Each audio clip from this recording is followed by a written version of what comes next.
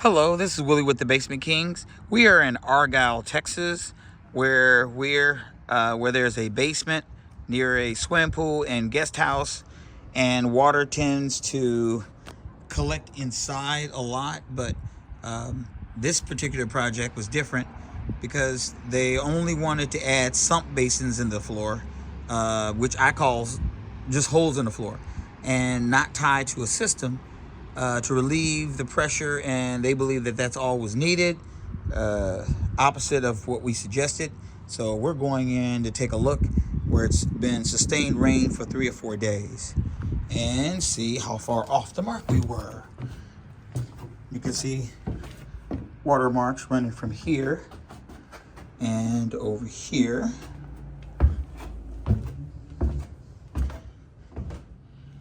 As you can see, water's on the floor. More, they said this has been the largest amount of water that they've seen in a while. And an area that was a low point in the floor where we added a basin. You see that area, it was, we were told it was bone dry, but they squeegeed the water from the back and rolled over. And then from the shop, they moved it here. And there's a second basin. You'll notice that in the shop, this area is bone dry. It used to be the wettest portion. And over to where the primary location, where we have our dehumidifier and easy breathe, we have a double basin and double pumps.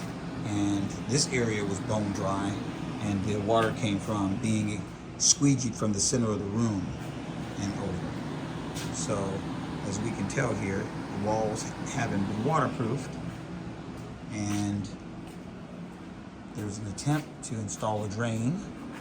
As you can see from here, this was where the outlet was, and they ran the drain here and ran it to this side because there was a hole here. We waterproofed this, and as you can see, this area here, water wasn't emanated from here at all, but water's here and collecting right along this point.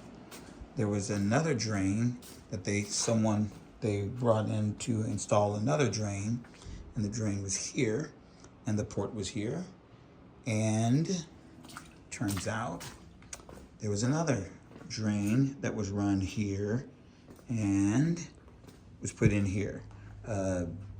They hired a general contractor who said they do basements, and their suggestion was putting a grate. So this area was a grate in the floor with holes, and they ran them in and ran them to one of the sump locations and didn't do it properly, as you can tell. So water now is coming through the concrete.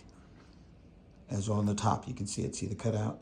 So what they did was they came back and closed those in, and now they're seeing 2-3 times more water coming in. And the reason is because they used concrete and they didn't use any type of waterproofing. So now the pressure is not just coming through where the ports were. Now the water's coming through the entire drain system. So they've decided that they're bringing back the Basement Kings. I love my job. So what needs to be done? The first thing we need to do is need to prove to them that the walls, if the walls or the cove is leaking, and then it'll tell us what type of system to put in. We'll need to seal the area outside, but the best thing I can suggest right off the bat is waterproof these areas that's in the floor to make sure water can't come through them. And since water can't come up through them anymore, then these areas will be dry, and we'll be positive 100% that all the protrusions and everything that they've cut into the floor, none of those areas will be leaking, because I am positive that that's where the majority of this water is coming in from. It's coming in from the drains that they put in that they shouldn't have, and then they closed them in, and then put concrete in and didn't waterproof them, and it's just water, and more water. My feeling is exactly the same. The customer is always right, so you do what they ask, but after that's done, and you see what you could see, you do it right the first time. And that was my suggestion. So now the customer agrees that Willie King is right.